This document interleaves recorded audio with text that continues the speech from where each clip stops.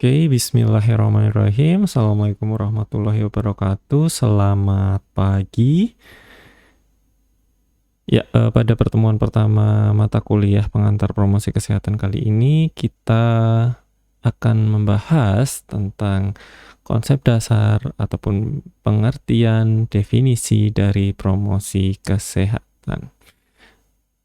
Ada sebuah kejadian lucu sih sebenarnya waktu saya menanyakan pengertian promosi kesehatan kepada anak-anak adik-adik SMA. Waktu itu saya kan promosi promkes ya, seperti itu. Lucunya adalah bahwa ketika saya menanyakan tentang pengertian kesehatan, pengertian tentang promosi kesehatan, mereka itu menjawab promosi kesehatan itu jadi sales obat gitu, jadi sales alat kesehatan gitu. Ya nggak apa-apa sih sebenarnya, karena mereka mungkin belum pernah terpapar dari promosi kesehatan ya gitu. Nah sekarang kalian sebagai mahasiswa promosi kesehatan harus tahu nih pengertian apa sih pengertian promosi kesehatan itu menurut beberapa organisasi dunia dan di Indonesia khususnya, seperti itu. Nah, kita masuk ke perkuliahan inti. Oke. Nah, jadi pada pertemuan kali ini kita membahas sedikit sejarah ya, sedikit sejarah tentang bagaimana pengertian promosi kesehatan itu bisa terbentuk seperti itu. Nah, dulu pada awalnya promosi kesehatan itu sebenarnya namanya itu adalah bukan promosi kesehatan seperti itu, akan tetapi adalah pendidikan kesehatan seperti itu. Nah, pada tahun 1986 itu pertama kalinya konferensi promosi kesehatan tingkat dunia dilaksanakan, dan disitulah nanti ditetapkannya pengertian promosi kesehatan yang digunakan secara global. Kan tapi itu nanti ya, sebelum kita masuk ke pengertian promosi kesehatan, kita perlu nih, penting sekali untuk apa sih sebenarnya kesehatan gitu. Banyak orang yang saya tanya, orang awam yang saya tanya itu adalah kesehatan tuh apa sih? Ya namanya sehat nggak sakit, Pak. Pengertian tersebut sebenarnya opposite ya. Kalau nggak kanan ya nggak kiri gitu. Kalau nggak depan ya nggak belakang gitu kan. Jadi kalau nggak sehat ya nggak sakit, kalau sakit ya nggak sehat gitu. Itu adalah pengertian yang kurang tepat menurut saya, karena pada dasarnya kesehatan itu memang sudah ada definisinya secara khusus seperti itu. Oke, mari kita bahas satu persatu. Nah, ini adalah definition of health dari WHO atau World Health Organization. Health is state of complete physical, mental, and social well-being, not merely the absence of disease or infirmity. Nah, bisa dilihat di sini adalah kesehatan itu adalah kondisi yang sempurna, baik secara fisik, mental, dan social well-being, keadaan yang baik ya. Dan bukan hanya ketiadaan dari penyakit ataupun kecacatan seperti itu. Nah, kalau orang-orang tadi menyebutnya kalau sehat itu tidak sakit, itu menurut pengertian WHO kurang tepat seperti itu, karena bukan hanya not merely the absence of disease or infirmity, bukan hanya ketiadaan dari penyakit ataupun kecacatan. Nah, kesehatan inilah kondisi yang sempurna, dimana kalau kita mengacu pada pengertian kondisi itu adalah sesuatu yang bisa berubah sewaktu-waktu seperti itu. Nah, sehat itu adalah kondisi yang sempurna. Ternyata dari WHO ini ada tiga penilaian dalam konteks kesehatan, yaitu adalah fisik, mental, dan sosial. Nah, masih banyak kesalahan gitu ketika kita berpikir bahwa kesehatan itu hanya dinilai dari fisik saja. Ternyata mental dan sosial ini juga menjadi salah satu indikator dari seseorang itu sehat ataupun tidak, seperti itu. Nah, berdasarkan Undang-Undang Kesehatan Nomor 36 Tahun 2009, ada penambahan mengenai pengertian kesehatan, yaitu adalah keadaan yang sempurna, baik fisik, mental, sosial, tidak hanya terbebas dari penyakit dan kecacatan, tapi juga harus produktif secara ekonomi dan sosial. Nah, di sini ada penambahan ya, serta produktif secara ekonomi sosial. Jadi sebenarnya produktif secara ekonomi dan sosial ini memang jika kita gali lebih jauh akan berkaitan dengan masalah kesehatan nantinya, seperti itu. Seseorang yang nganggur, seseorang yang memiliki tidak produktif secara ekonomi ataupun sosial, pemenuhan kebutuhan akan kesehatan kemungkinan besar akan terganggu, seperti itu. Jadi secara tidak langsung juga akan mempengaruhi kesehatan dia, seperti itu. Nah, kemudian menurut WHO juga many factors combine together to affect the health of individual and communities. Jadi memang banyak faktor ya yang mempengaruhi kesehatan, bukan hanya single factor saja, tapi many factors, seperti itu. Whether people are healthy or not is determined by their circumstances and environment. Jadi memang kesehatan seseorang itu memang dipengaruhi oleh beberapa kejadian dan juga lingkungannya gitu.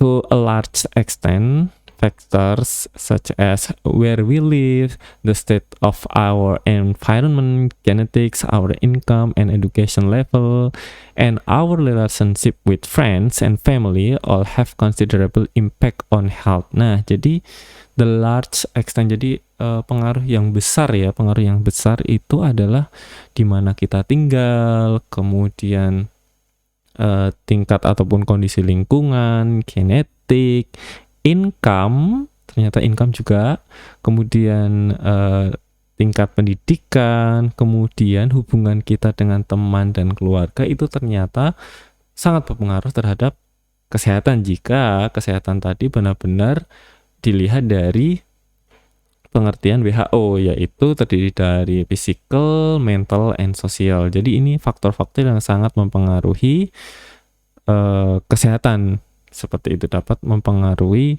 kesehatan yang besar, seperti itu. Nah, tapi the less impact itu such as access and use of healthcare services. Jadi yang menurut WHO ini memang akses terhadap pelayanan kesehatan ini less impact dalam arti memang kecil dalam mempengaruhi kesehatan, faktor-faktor yang mempengaruhi kesehatannya, seperti itu. Oke. The determinants of health include, nah ini jadi determinannya, ini adalah the social and economic environment, the physical environment, and the personal characteristic and behavior. Nah, determinan ini adalah penilaian terhadap kesehatan, ini adalah yang pertama adalah lingkungan ekonomi dan sosial, kemudian lingkungan fisik, dan yang ketiga ini adalah karakteristik dan perilaku dari individu tersebut.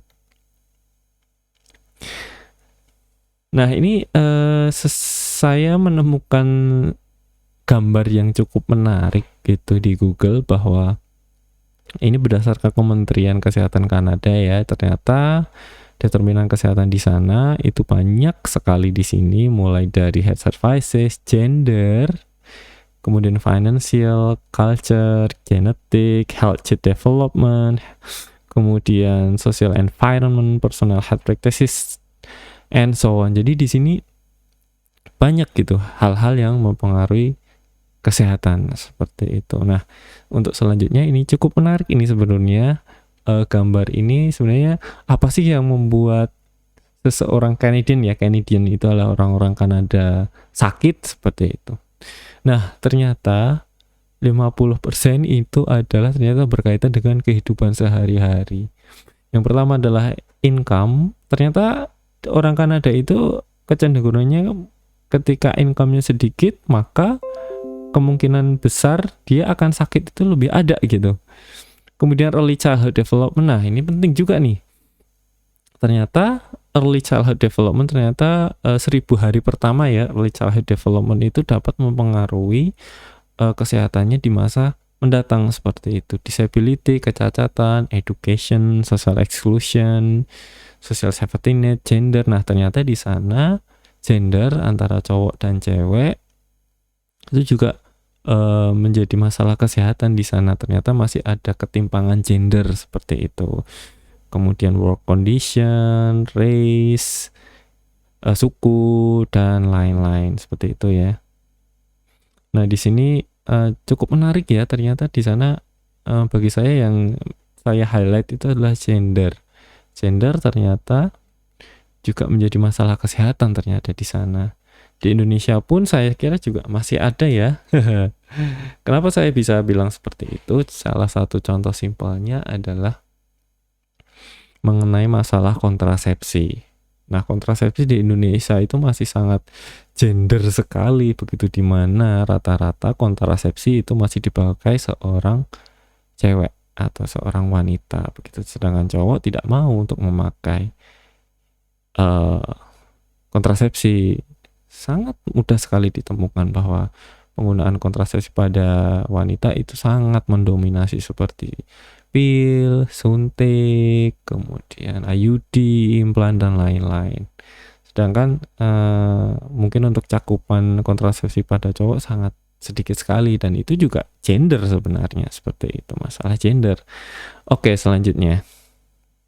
Nah, ini menurut H.L. Bloom, ini ada beberapa faktor yang mempengaruhi kesehatan ya, di mana kita melihat bahwa menurut Bloom ini panah yang paling besar ya, kita lihat dari panah yang terbesar itu adalah masalah lingkungan, faktor lingkungan. Kemudian yang kedua ini adalah masalah healthcare services. Ternyata healthcare services menurut Bloom itu nomor 2. Kemudian setelah itu behavior dan heredity. Heredity itu adalah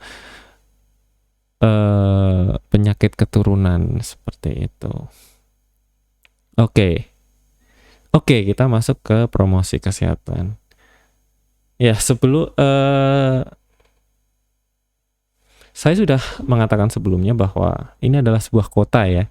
Kota di mana the first International Conference of Health Promotion itu dilaksanakan, yaitu adalah kota Ottawa, di mana itu kota Ottawa itu adalah kota di Kanada, seperti itu. One of the most beautiful city in the world. Karena kotanya sangat bersih sekali. Nah, di sana untuk pertama kalinya promosi kesehatan, definisi promosi kesehatan itu disepakati oleh ahli kesehatan, khususnya ahli-ahli promosi kesehatan di seluruh dunia yang diselenggarakan pada tahun 1986. Pada konferensi pertama promosi kesehatan tersebut, pengertian promosi kesehatan adalah the process of enabling people to increase control over and to improve their health. Nah, di sini bisa diketahui ya bahwa untuk meningkatkan kontrol terhadap kesehatan mereka, jadi mereka yang tidak bisa mengontrol khususnya determinan kesehatannya itu bisa mengontrol determinan kesehatannya, seperti tadi bisa mengontrol tentang perilakunya, mengontrol lingkungannya yang berpengaruh terhadap kesehatannya, seperti itu. Jadi main pointnya, the highlight is to control over, sehingga diharapkan dengan dapat mengontrol determinan kesehatannya, masyarakat itu dapat meningkatkan kesehatannya, seperti itu. Nah, enabling di sini artinya adalah health promotion is enabling is done by with and for people, not imposed upon them. Jadi memang dilakukan oleh mereka dan untuk mereka seperti itu. Jadi masyarakat ini mandiri gitu. Enabling itu artinya memandirikan masyarakat supaya mampu untuk meningkatkan kontrol terhadap determinan kesehatannya seperti itu. Nah, di sini menurut Green and Crowther pada tahun 2005, promosi kesehatan adalah kombinasi upaya pendidikan, kebijakan, peraturan, dan organisasi untuk mendukung kegiatan-kegiatan dan kondisi-kondisi hidup yang menguntungkan kesehatan individu, kelompok, dan komunitas. Jadi ini adalah upaya combine ya, kombinasi upaya-upaya promosi kesehatan yang terdiri dari pendidikan, kemudian kebijakan, kemudian membuat peraturan, dan organisasi juga pendekatan organisasi untuk mendukung kegiatan-kegiatan promosi kesehatan, di mana supaya tujuannya adalah agar kondisi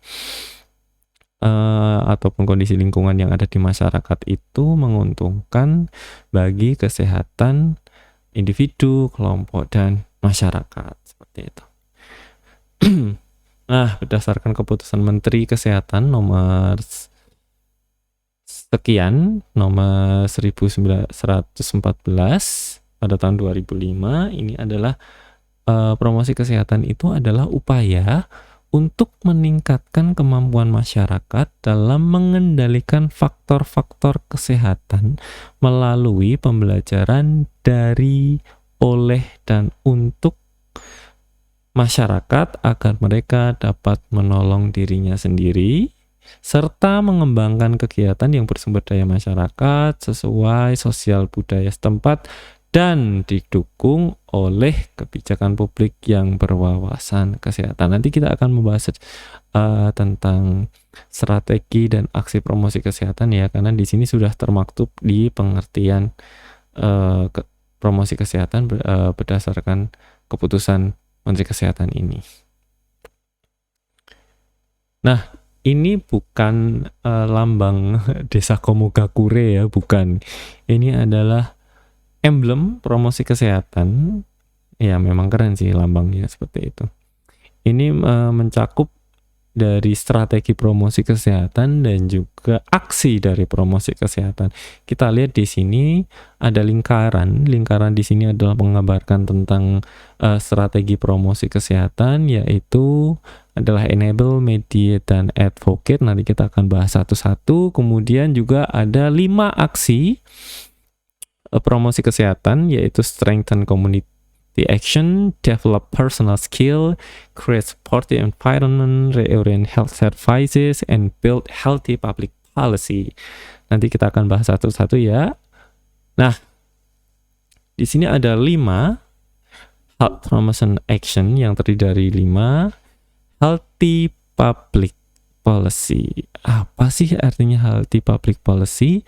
Nah, dalam agar masyarakat mampu dan mau untuk berperilaku sehat, jelas harus tercipta lingkungan yang mensupport mereka seperti itu, ataupun adapun kebijakan-kebijakan yang dapat mensupport mereka untuk hidup sehat seperti itu. Sebagai contoh ya, yang simpelnya ini adalah tentang adanya pembatasan area merokok seperti itu. Jadi orang-orang, kita tahu ya bahwa merokok itu bukan hanya merugikan bagi si perokok saja, tapi juga orang-orang di sekitarnya. Makanya banyak sekarang di Indonesia pun sudah banyak kebijakan-kebijakan yang berkaitan dengan kawasan tanpa rokok atau KTR, baik itu di tempat umum, di perkantoran, di sekolah, dan lain-lain. Makanya itu adalah salah satu bentuk contoh with healthy public policy ya, yang jadi kebijakan-kebijakan yang berkaitan dengan kesehatan. Kemudian reorient health service. Nah, jadi perlu adanya reorientasi pelayanan kesehatan. Kenapa perlu direorientasi? Karena selama ini masyarakat berpikir bahwa kesehatan itu ya urusannya pelayanan kesehatan gitu, petugas kesehatan begitu. Nah, ini adalah sesuatu yang salah seperti itu.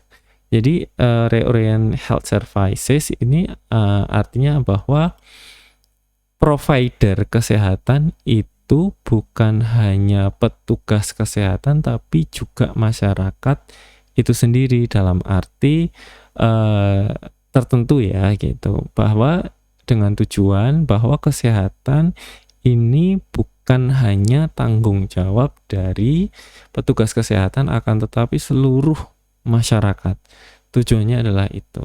Kemudian create supportive environment. Nah, di sini bedanya dengan healthy public policy. Create supportive environment ini adalah lebih ke sarana prasarana yang dapat mendukung supaya masyarakat itu dapat berperilaku sehat. Contohnya ini yang paling simpel adalah dengan adanya sistem pembuangan sampah. Jadi disediakan tempat sampah, sistem pembuangan sampah yang mungkin diambil setiap hari seperti itu, dan juga misalnya kalau ternyata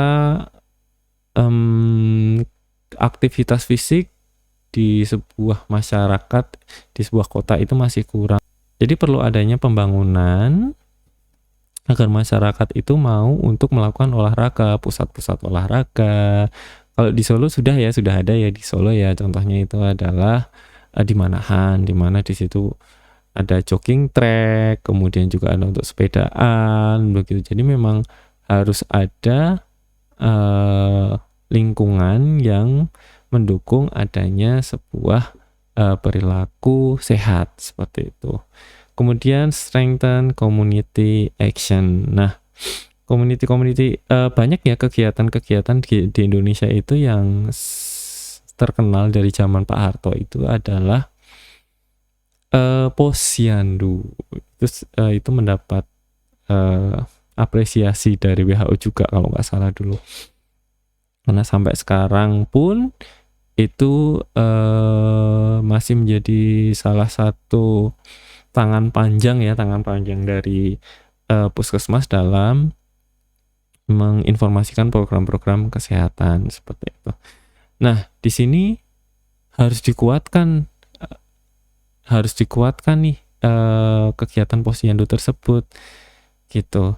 Dengan apa? Salah satunya adalah dengan pelatihan kader posyandunya, kemudian ada penghargaan terhadap kader posyandunya, kemudian ada pelatihan yang bisa meningkatkan kapasitas dari kader posyandunya, seperti itu. Nah, kemudian selanjutnya adalah develop personal skill. Nah, dalam mendevelop skill ini, terutama di skill kesehatan ya, memang perlu adanya kegiatan-kegiatan yang dilakukan oleh petugas kesehatan dalam meningkatkan personal skill masyarakat seperti itu. Contohnya bagaimana sih aktivitas fisik yang baik, kemudian bagaimana sih menyiapkan makanan-makanan yang baik begitu. Salah satunya kemarin ini adalah yang terbaru, ini adalah isi piringku. Nah, di isi piringku kan itu sudah ada nih berapa sih sayurnya, berapa persen, berapa bagian dari piring, nasinya berapa bagian dari piring, kemudian juga lauknya berapa bagian dari piring, seperti itu. Karena ini pembaruan dari 4 sehat 5 sempurna ya begitu. Kenapa sih kalau sekarang 4 sehat 5 sempurna diganti seperti itu? Karena dulu 4 sehat 5 sempurna itu terlalu bisa dibilang mendewakan susu ya gitu, karena dengan adanya susu maka keempatnya itu akan menjadi sempurna. Padahal sekarang susu sempat kemarin susu itu menjadi isu-isu terkini gitu ya, karena susu terutama susu yang ada di pasaran kan susu sapi ya gitu. Salah satu peneliti di Jepang ternyata susu sapi itu tidak baik untuk manusia begitu. Tapi ya itu kembali ke penelitian ya, silahkan baca-baca penelitiannya tentang dampak susu sapi pada kesehatan manusia. Silahkan dibaca sendiri seperti itu, karena nanti kalau saya membahas lebih dalam itu nanti jadinya malah kita debat kusir sendiri nggak selesai gitu. Oke. Nah, di sini strategi promosi kesehatan ini ada 3. Yang pertama ini adalah advocate, mediate, dan enable. Nah, di sini kegiatannya kalau advokasi ini adalah ya advocate ini adalah advokasi, kemudian enabling ini adalah dengan pemberdayaan, kemudian mediate ini dengan mediasi ataupun kemitraan, di mana sasarannya advokasi ini adalah advocate itu adalah pembuat kebijakan, kemudian mediasi ini adalah stakeholder, kemudian masyarakat ini kemudian pemberdayaan ya, ataupun enabling ini adalah masyarakat pada umumnya. Nah, advokasi atau advocate itu adalah upaya sistematis yang terorganisir untuk melancarkan aksi dan outputnya ataupun targetnya itu adalah perubahan kebijakan, dukungan sumber daya melalui penggalangan dukungan di berbagai pembuat kebijakan seperti itu. Nah, untuk mediate ataupun kemitraan adalah melakukan hubungan kerjasama yang baik dan saling menguntungkan antara berbagai individu, kelompok, organisasi untuk mencapai tujuan tertentu. Nah, pemberdayaan masyarakat ataupun enable itu adalah upaya peningkatan kemampuan masyarakat untuk berpartisipasi, memberikan daya atau kekuatannya agar masyarakat mampu untuk mengembangkan diri dalam mencapai tujuan-tujuan hidup sehat. Nah, jadi masyarakat ini tanpa diminta mereka memiliki kesadaran yang tinggi untuk melakukan perilaku hidup sehat seperti itu. Nah, tujuan promosi kesehatan apa sih sebenarnya tujuan promosi kesehatan ini berdasarkan WHO ya. Tujuan umumnya itu adalah mengubah perilaku individu atau masyarakat di bidang kesehatan. Ingat, mengubah perilaku. Itu adalah tujuan umumnya. Nah, tujuan khususnya ini adalah menjadikan kesehatan sebagai sesuatu yang bernilai bagi masyarakat sehingga masyarakat itu mau untuk melakukan perilaku hidup sehat karena kesehatan itu merupakan sesuatu yang bernilai seperti itu. Nah, kemudian menolong individu agar mampu secara mandiri ataupun berkelompok mengadakan kegiatan mencapai tujuan hidup sehat. Nah, sebenarnya juga kalau bisa dibilang Posyandu itu juga merupakan salah satu kegiatan promosi kesehatan ya begitu, karena memang kegiatan tersebut dilakukan secara mandiri, secara berkala, berkelanjutan bahkan sampai sekarang dapat masyarakat itu memiliki kesadaran gitu. Ternyata kemarin Posyandu ini dapat menurunkan angka kematian ibu dan bayi secara signifikan seperti itu. Kemudian mendorong pengembangan dan penggunaan secara tepat sarana pelayanan kesehatan yang ada. Oke, sasaran promosi kesehatan ini adalah jika di sini ada 5, ini bisa kita klasifikasikan menjadi 3, yaitu adalah sasaran primer, sasaran sekunder, dan sasaran tersier. Jadi untuk sasaran primer ini adalah masyarakat, kemudian sasaran sekunder ini bisa organisasi, kemudian TOMA, tokoh agama, tokoh masyarakat. Kemudian sasaran tersier ini adalah penentu kebijakan. Ini bisa lembaga pemerintah, lintas sektor, politis, swasta, ataupun negeri, seperti itu. Nah, mungkin cukup sekian dari saya. Apabila ada pertanyaan, silahkan tulis di kolom komentar ya. Nanti insya Allah akan saya jawab. Baik, cukup sekian dari pertemuan kali ini dari saya, pertemuan pertama. Silahkan membaca-baca tentang promosi kesehatan secara fundamental. Nanti buku akan saya kirim ke grup WA ya, gitu, dalam bahasa Inggris. Karena memang untuk buku promosi kesehatan yang secara mendalam itu masih sangat jarang ya di Indonesia ya. Jadi memang ada beberapa referensi yang baik menurut saya yang dapat dibaca untuk mendalami tentang pengertian promosi kesehatan secara global, seperti itu. Baik, terima kasih. Cukup sekian dari saya. Assalamualaikum warahmatullahi wabarakatuh.